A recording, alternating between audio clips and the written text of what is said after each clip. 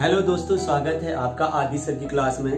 दोस्तों, आज की क्लास बहुत महत्वपूर्ण क्लास है क्योंकि आज भारत हिंदुस्तान चांद को पाने वाला है, चांद पर पताका फहराने वाला है।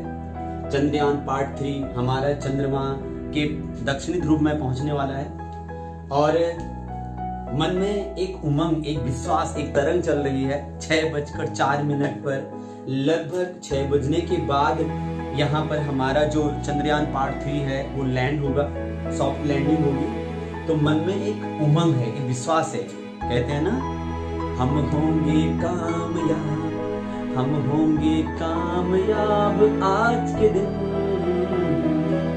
मन में है विश्वास, पूरा है विश्वास, हम होंगे कामयाब आज के दिन। पूरा भारत उत्साह, उमंग इस टकटकी में बैठा हुआ है कि आज हम चांद पे पताका फहराने वाले हैं। लेकिन कुछ ऐसे भी लोग होंगे जो काली नजर गड़ाकर देख रहे होंगे, है ना। कुछ लोग ऐसे होंगे, जैसे एक हमारा बगल का पड़ोसी है पाकिस्तान, देख रहा होगा कि कहीं भारत सक्सेस न हासिल कर दे, क्योंकि वो तो आज तक पृथ्वी के चारों चक्कर नहीं मार पाया, पृथ्वी चारों नहीं घूम पाया, उस हमसे आगे कोई बढ़ ही नहीं सकता, है ना। तो बहुत सारे लोग तो ऐसे भी हैं जो काली नजर को देखते, जैसे देख रहे हैं, जैसे काली नजर होती है वैसे देख रहे हैं। लेकिन ऐसे कोई फर्क नहीं पड़ता क्योंकि हमने तो चांद पे पताका आज फहराना ही फहराना है। तो आज हम उसी मिशन के बारे में समझने का प्रयास करेंगे, लेकिन थोड़ा सा इतिहास कि कहाँ से कैसे कॉन्सेप्ट हुआ, कॉन्सेप्ट के बारे में हम चर्चा करेंगे।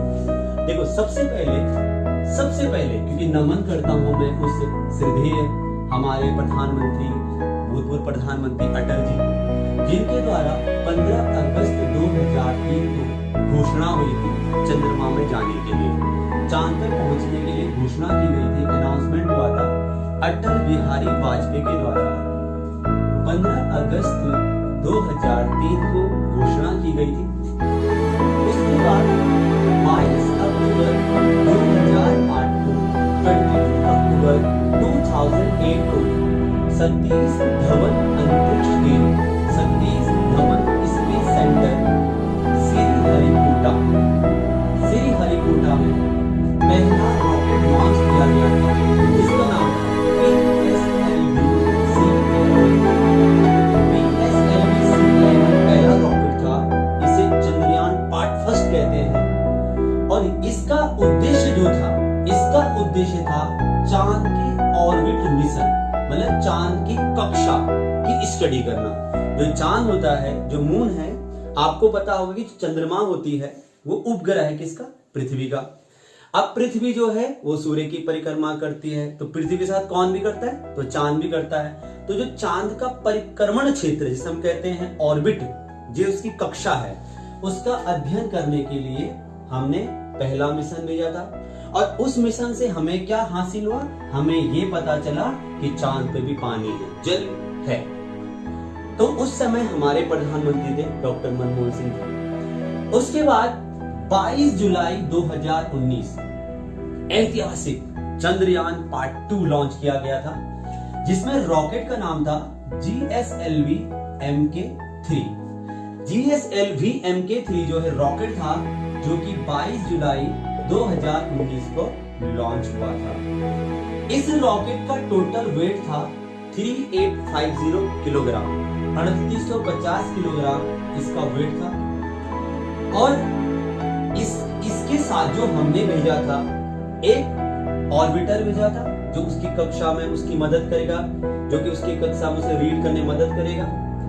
इसके साथ हमने एक भेजा था लैंडर्स। अब लैंडर मतलब क्या होता है? लैंडर मतलब क्या होता है? जो उसे लैंड करवाएगा, सॉफ्ट लैंडिंग करवाएगा उस मिशन को। उस लैंडर का नाम था विक्रम। विक्रम लैंडर का नाम क्यों रखा गया?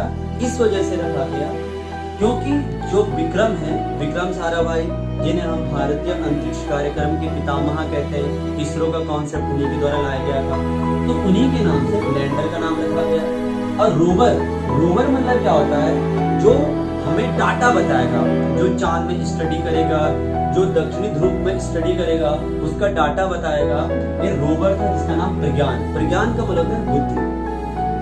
तो हमने भेजा, लेकिन आगे क्या हुआ कि चंद्रमा पर सॉफ्ट लैंडिंग करने से पहले चंद्रमा के जो दक्षिणी ध्रुव है, साउथ पोल है, उस पे सॉफ्ट लैंडिंग करने से ठीक 2 किलोमीटर पहले ही जब सॉफ्ट लैंडिंग हो रही थी तो इसकी स्पीड बढ़ी और ये क्रैश हो गया, और इस तरह से चंद्रयान पार्ट 2 जो है वो क्रैश हो गया।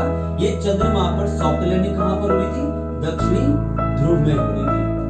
अब यहाँ पर क्या है कि जब ये क्रैश हुआ तो पूरे भारत में 140 करोड़ लोगों के विश्वास, सपना, जो लोग टकटकी लगाकर देख रहे थे कि हम चांद पे पहुंचेंगे, चांद पे पहुंचेंगे, ये वो रहा जब पूरे भारत में निराशा, हताशा फैली। लेकिन निराशा, हताशा 140 करोड़ लोगों में फैली थी। वो हमारे इसरो के वैज्ञानिकों में निराशा, हताशा नहीं थी, और इस तरह से उन्होंने हिम्मत दिखाई, विश्वास रखा, दृढ़ संकल्प के साथ फिर उन्होंने चंद्रयान पार्ट 3 लॉन्च किया। और चंद्रयान पार्ट 3 के बारे में हम समझेंगे। और कहते हैं ना कि उस चांद को अब तक गुरूर था कि मैं खूबसूरत हूँ, लेकिन हमें अब खुद पर गुरूर है कि हमारे पास इसरो जैसा कोहिनूर है, जो कि किसी भी हालत में निराशा नहीं, उसके अंदर निराशा नहीं आई, हताशा नहीं आई, मन में विश्वास रखा। और इस तरह से अब हम समझेंगे हम चंद्रयान पार्ट 3 के बारे में। तो दोस्तों, चंद्रयान पार्ट 3 भारतीय सपनों को मिली एक नई उड़ान। 14 जुलाई 2023 को भारत के इतिहास में वो समय था, दिन का 2:35 श्री हरिकोटा सतीश धवन अंतरिक्ष केंद्र में भारत में LVM-3M4 रॉकेट, जिसका नाम था बाहुबली, और उस रॉकेट का पूरा वेट था 3900 kg। और उस रॉकेट में हमने इस बार ऑर्बिटर नहीं भेजा, क्योंकि ऑर्बिटर तो पहले ही सक्सेस था 2019 वाला, इस बार हमने नहीं भेजा। रोवर हमने भेजा प्रज्ञान, जो कि डाटा, मैंने जैसे कहा था कि जो डाटा का अध्ययन करेगा, स्टडीज करेगा, डाटा हमें देगा। लैंडर्स जो वहां पर लैंड करवाएगा उसे, विक्रम, वो भी हमने भेजा। और ये जो मॉड्यूल था, उस मॉड्यूल का नाम था प्राणोदक, जो हमने इस बार भेजा, जो हमने 14 जुलाई 2023 को भेजा। और ठीक आज के दिन 23 अगस्त को, आज ठीक 23 अगस्त को शाम को 6 बजे के बाद भारत विश्व में पहले महाशक्ति बनने जा रहा है, पहला ऐसा देश बनने जा रहा है जो चांद के दक्षिणी ध्रुव में पहुंचने वाला पहला देश बन गया है। 55 साल पहले रूस एक ऐसा देश था, 55 साल पहले रूस है जो चांद में पहुंच गया था। लेकिन रूस ने अभी कुछ टाइम पहले लूना 25 मिशन के अंतर्गत चांद के दक्षिणी ध्रुव में पहुंचने का प्रयास किया, लेकिन रूस विफल हुआ।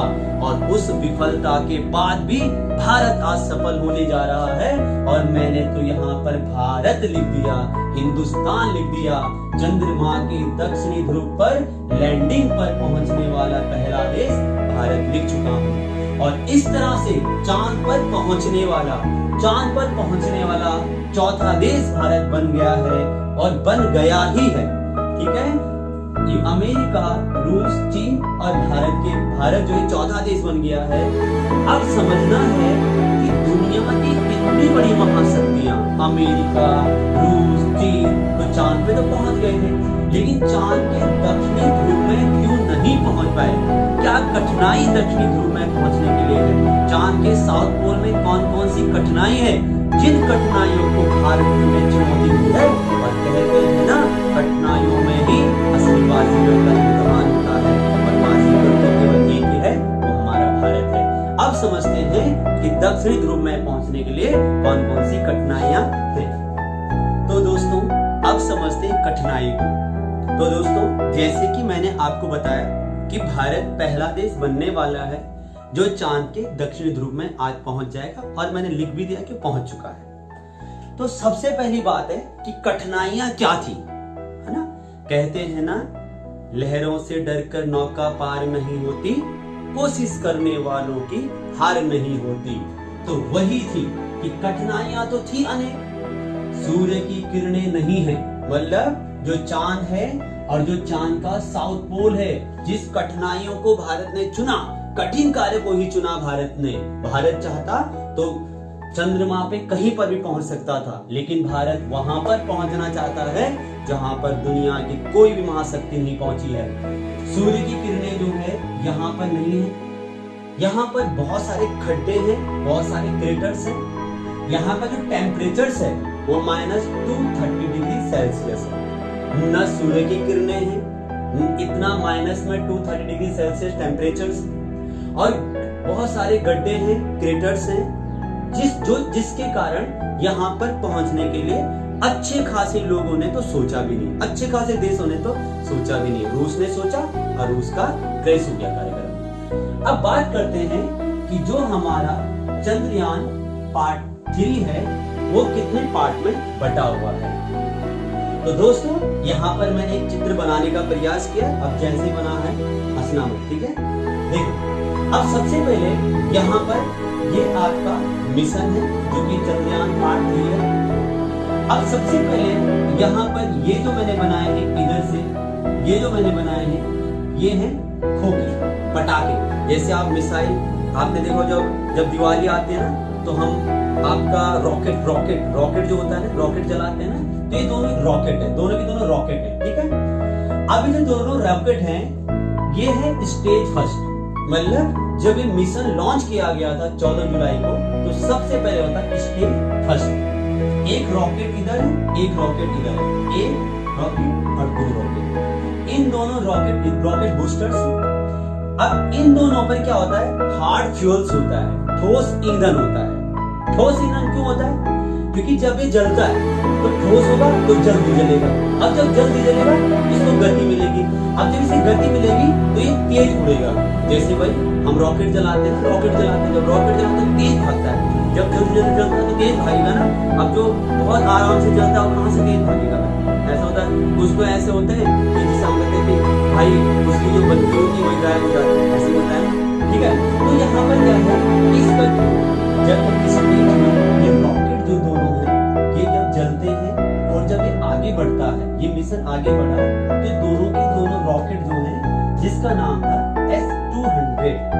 S-200 जो बूस्टर रॉकेट के अलग हो जाते हैं। अलग होने के बाद क्या होता है कि उसके बाद ये वाला जो दूसरा स्टेज है शुरू हो जाता है। जो दूसरा स्टेज है इसका नाम है स्टेज 2 जो है L100। ये दूसरा स्टेज है इसे कहते हैं L100। अब इस L100 में क्या होता है, इस स्टेज में क्या होता है कि जो ईंधन होता है, जो फ्यूल्स होता है वो लिक्विड फॉर्म में रखा जाता है, तरल पदार्थ में रखा जाता है। अब जब तरल पदार्थ में रखा जाता है तो क्या करता है वो इसको इसकी गति में कंट्रोल करता है, इसकी गति को नियंत्रण करता है। और जो इस वाले सेकंड स्टेज में ये वाला जो भाग है, इस भाग में एक इंजन लगा होता है जिसका नाम है विकास। अब दोस्तों आपने देखा होगा 14 जुलाई को जब भारत में श्री हरिकोटा सतीश धवन अंतरिक्ष केंद्र में आंध्र प्रदेश में जब मिशन चंद्रयान पार्ट 3 लॉन्च हो रहा था, तो जितने भी हमारे इसरो के सम्मानित वैज्ञानिक थे वो आंखें बंद करके बस इसी चीज के बारे में सोच रहे थे कि मिशन 2 जो हमारा स्टेज 2 है उसे पार कर दे हम और स्टेज 3 शुरू हो जाए, स्टेज 3 एक्टिव हो जाए। तो जब स्टेज 2 यहाँ पर धीरे धीरे पार करते हैं, उसके बाद आता है स्टेज 3। स्टेज 3 जो होता है इसमें क्रियोजेनिक इंजन होता है। क्रियोजेनिक इंजन मान के ये समझ सकते हैं हम ऑपरेटिंग सिस्टम, जिसे ऑपरेट करता है, कंट्रोल करता है। अब जो इंजन होता है इसमें भी H हाइड्रोजन और ऑक्सीजन जो होता है लिक्विड फॉर्म में फ्यूल के रूप में होता है, तरल ईंधन के रूप में हाइड्रोजन और ऑक्सीजन इसमें होता है, इस इंजन में होता है। और जब ये इंजन काम करता है यहीं से लास्ट स्टेज शुरू हो जाता है जिसे कहते हैं स्टेज 4।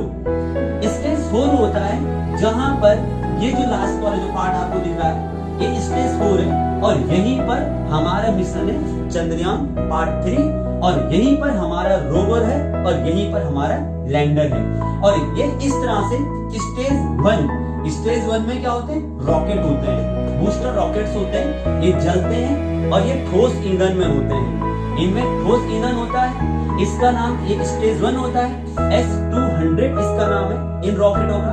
ये जलते हैं, बहुत तेज जलते हैं, और जब ये तेज जलते हैं ठोस ईंधन होता है, तेज जलते हैं, फिर रॉकेट, फिर हमारा मिशन ऊपर दौड़ता है। जब रॉकेट तेज जले तो तेजी मिली, गति मिली। उसके बाद फिर दूसरा स्टेज, यहाँ पर लिक्विड में होता है, लिक्विड फॉर्म में होता है फ्यूल्स।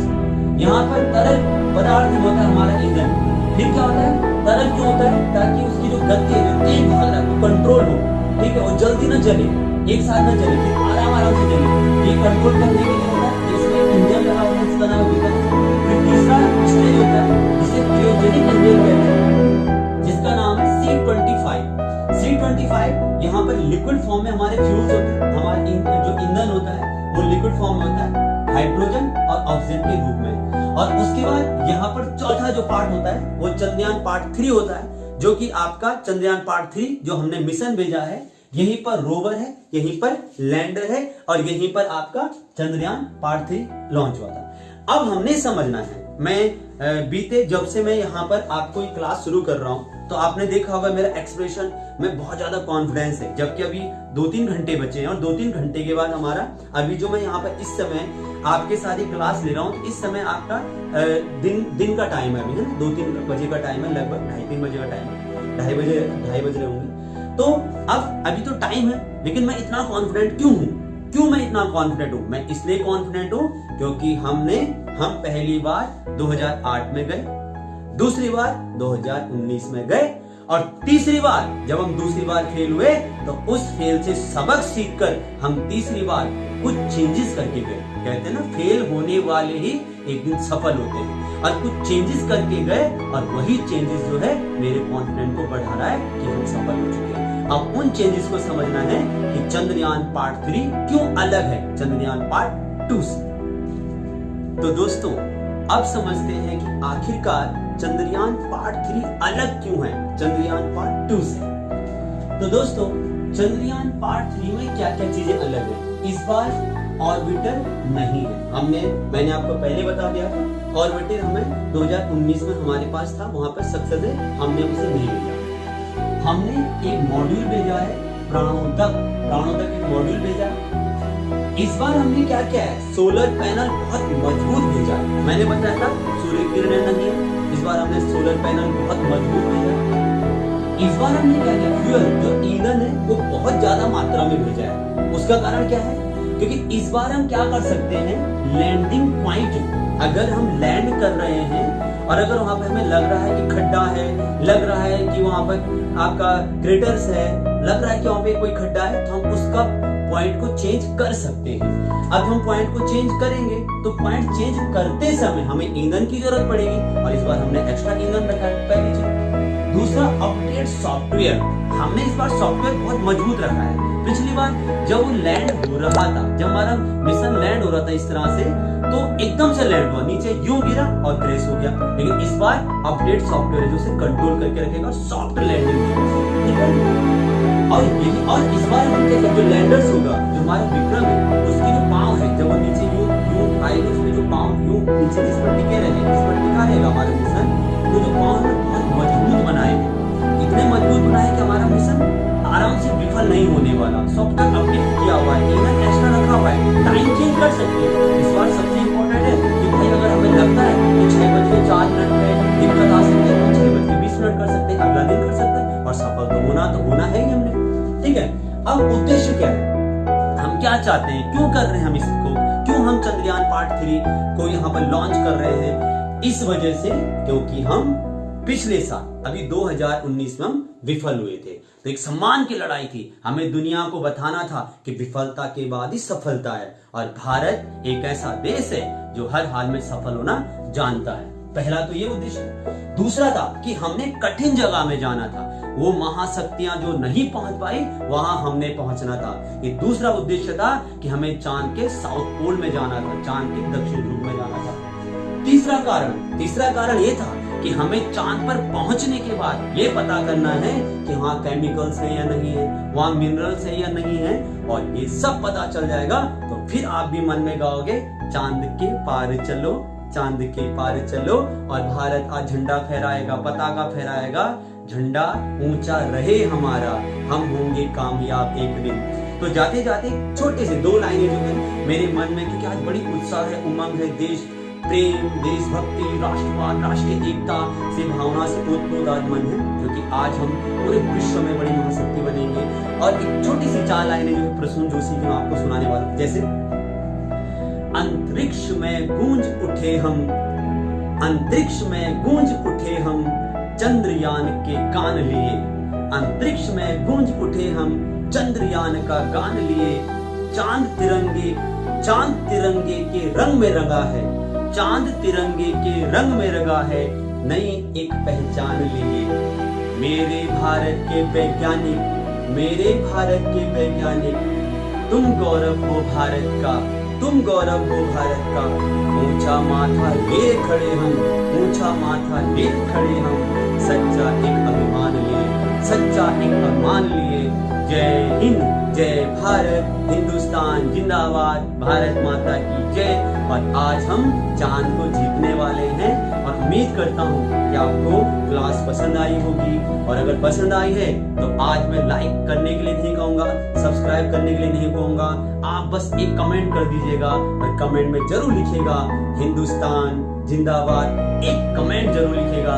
ये राष्ट्र एकता, राष्ट्रीय भावना, राष्ट्रीय सम्मान जो आज पूरी विश्व देखेगा। भारत जीत रहा है, भारत विजय पताका फहरा रहा है, चांद पे विजय पताका।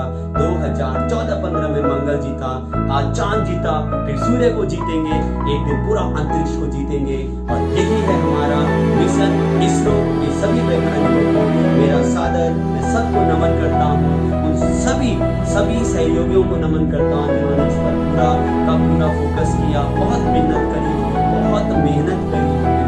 कितनी मुश्किल होता है जब विफलता के बाद इंसान सफलता के सपने देखता है, और इससे बड़ी कोई प्रेरणा नहीं है। मन करता हूँ बहुत बहुत धन्यवाद। फिर मिलते हैं बहुत जल्द। बहुत बहुत धन्यवाद। जय हिंद, जय भारत।